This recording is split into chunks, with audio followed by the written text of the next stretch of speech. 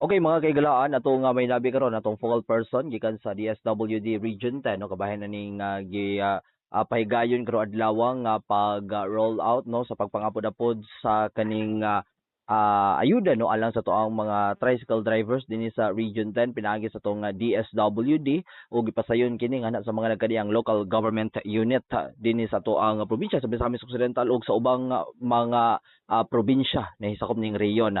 Atong may kauban si Ma'am Rochelle Galia. Ma'am, mayong hapon o live kita karon no sa DXTD. Hello Sir Dan, maayong hapon o maayong hapon sa tanang strategic paminaw ninyo dira sa probinsya sa Misamis Occidental.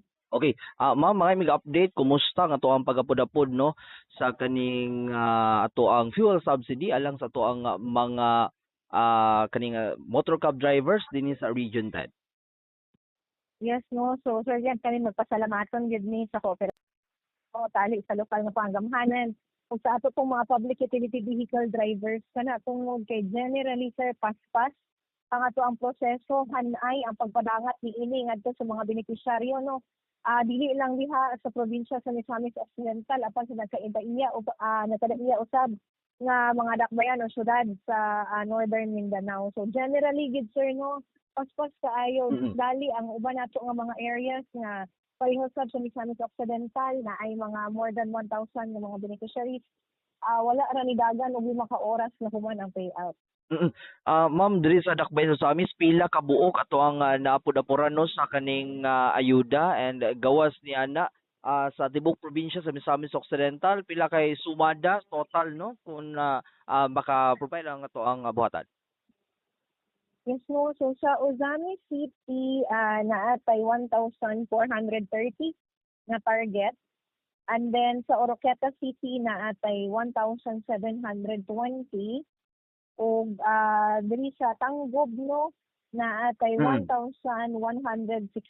So kaato siyang lantaon, more than 4,000 no ang ato ang matagaan o assistant diha sa probinsya sa Misamis Occidental. So kaning 4,000 kabuk mo na ni siya tong giingon nimo last month nga na-provide no sa to ang mga pagagamhanan sa mga nagkariyang LGUs. Sakto na siya sir no tungod kay kung ato ang sayran ang giuna pa gyud karon no sa Intiro Pilipinas mao ang ato ang mga syudad no diin ang ato ang priority ang mga toda or tricycle drivers. So magpakabalo nato no nga mao ni sila ang mga mamahimo nga mga lokalidad nga mahimong benepisyaryo. Ato gidayon sila gi-contact og gani isa gid ang Misamis Occidental sa magpaspas kaayo naka-provide sa ato sa listahan tungod kay kini manggong mga toda nato atong mga tricycle drivers no mga motorela drivers ug uban pa naa may listahan anidaan ang ato ang mga transport regulatory bodies sa nagkalain-lain nga mga LGU. So ila na lang i-update dayon ila dayon gi-submit sa DSWD. So ako po iklaro Sir Glenn no a total sa Misamis Occidental na sa 4,314 sa mga tricycle drivers ang gi-target nga matagaan karong adlaw sa cash unit assistance sa DSWD. Dagan po nangutana kay aduna ba yung na-encounter no nga kani bitang wa sila sa listahan kaning sa pagkuha sa ayuda unsay angayan nilang buhaton kay medyo nakuan po sila no na kuyawan sila nga wa sila sa listahan unsa ba no unsay kuan ni take sa DSWD. Yes, no. So, ang ato ang advice sa mga kaigsuonan na kung gid nila tricycle drivers ko, the drivers sila, unya wala sila ma-appeal sa listahan. Pwede kaayo sila magpa-pin-out no, sa ato ang mga lokal nga pangagamhanan. No? Pwede sila maduo sa ilang local social welfare and development offices para matagaan sila o katinawan nga nang wala na appeal na nila ang mga pangalan. No? At kung gani, pwede sila magpalista kung galing makita yun nga sila eligible. So tali sa nahitabo sa uban nga mga syudad no na ay uban nga driver sila pero ang uban kolorom wala giday nga narehistro nagpasada lang sila gilang kaugalingon wala sila nga rehistro sa ato ang mga LGU na apoy uban no nga driver pero di ay expired na ang ang mga driver's license. Mm. So kana pod unfortunately kung expire ang driver's license dili gid siya ma-appeal sa ato ang assistance tungod kay ato ang lantawon safety sa ato ang mga commuters ang ginalantaw pod sa ato ang mga LGUs no and then naapoy uban nga na wala gid po day sila driver's license tungod kay naa sila mga violations na sila mga traffic violations na wala pa gyud nila ma-settle no so mao na siya ang mga nagkalailahi na sitwasyon dili lang diri sa Region 10 apan actually tibuok nasod na ay ingan-ani po nila encounter nga mga situation. Ang ato amang target ron sa DSWD din sa Region 10 is sa kanilang mga kuan nato motor cab drivers ato ang mga PUVs aha man ni sila mudangop ato ang mga di ba namang putol ana sa atong mga bus drivers ug uban pa. Sa pagkakaroon gid Sir Glenn no ang amo ang advice gyud sa uban nato ang mga public utility vehicle drivers mabo na ang mga jeepney drivers taxi drivers, mga TNBS or kaning mga riders nato like Grab, InDrive, mga angkas o uban pa o mga delivery riders. Mag-atang-atang sa gid sa mga pahimangno sa DSWD kana tungod kay gaagad tupod sa no sa mandato nga atong makuha sa national sa kauluhan. Pero one thing siguro Sir Glenn nga ako pong gusto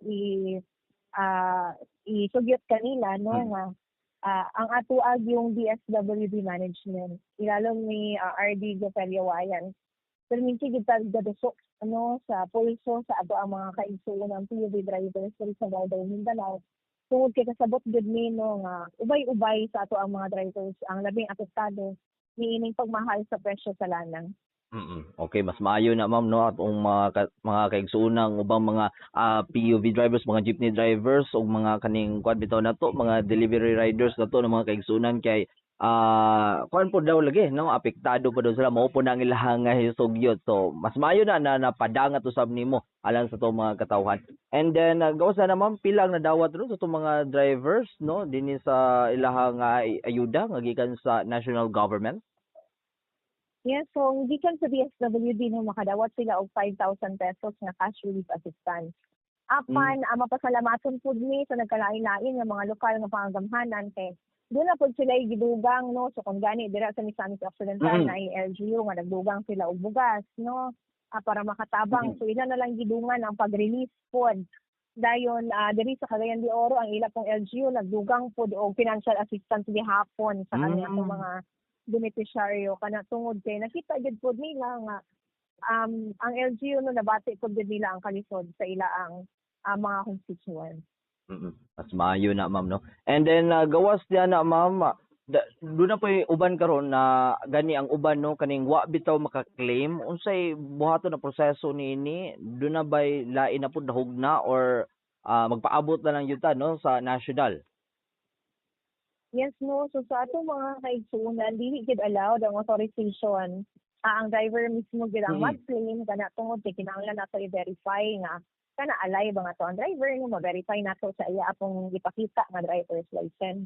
Karon kung naagi valid reason nga nung dili sila makatunga sa payout, mag-conduct sa og unpaid payout. Pero kana lang si Sir Glenn, no, dili pa ta ka-promise or kahatag sa ila akong kanus ang exact na petsa sa pagpahigayon sa unclaimed na payout. So mas maayos yun nga tagaan nila og higayon nga maka-claim sila sa ilaang tabang pinansyal karong hapuna tungod kay rest assured ang ika-assure sa ila sa DSWD. Dili gid makuha ang ilaang tibuok adlaw tungod kay paspas ang pagpahigayon nato sa pag-apod-apod ani ang atong tabang para sa ato ang mga PUV drivers.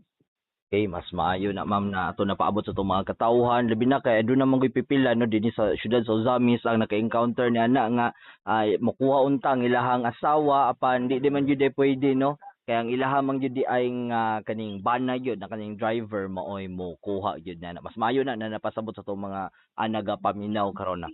And then ma'am no overall Yes, no hapsay ang ato ang pagpahigayon sa pagpangapod-apod nining relief assistance alang sa itong mga motor cab drivers so far as of now karong hapon.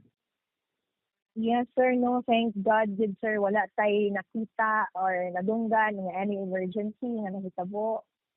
So far sa tanan nato nga payout venue paspas gid kaayo actually kay wala na may mga forms na fill-upan, no? So pakita lang sa driver's license, ihatag ang photocopy sa ilang driver's license, diretso ang release.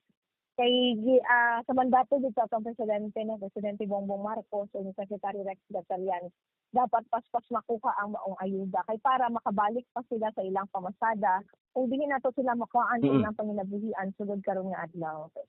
One thing is for sure ani ma'am, ang nakadawat yun ron mga motor cab drivers yun. Mo yun ay kwan sa itong mga Yes, katawhan. sir, no.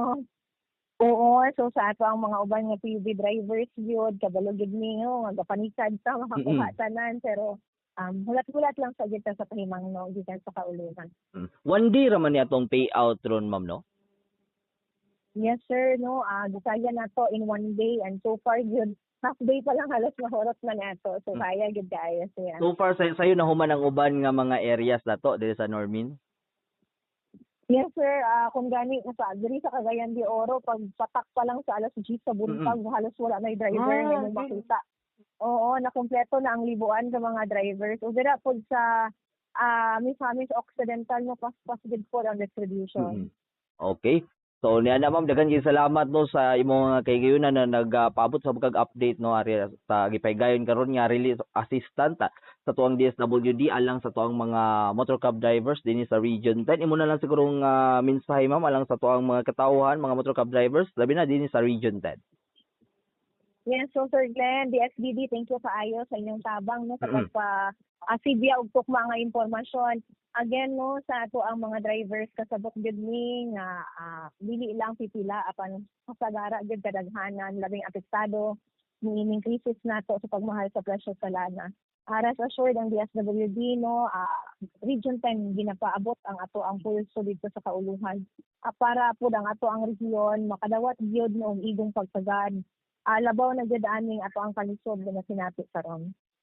Daghang salamat ma'am Rochelle Galya, to focal person sa DSWD Region 10. Mayong hapon ma'am, daghan salamat. Mayong hapon sir, daghang salamat.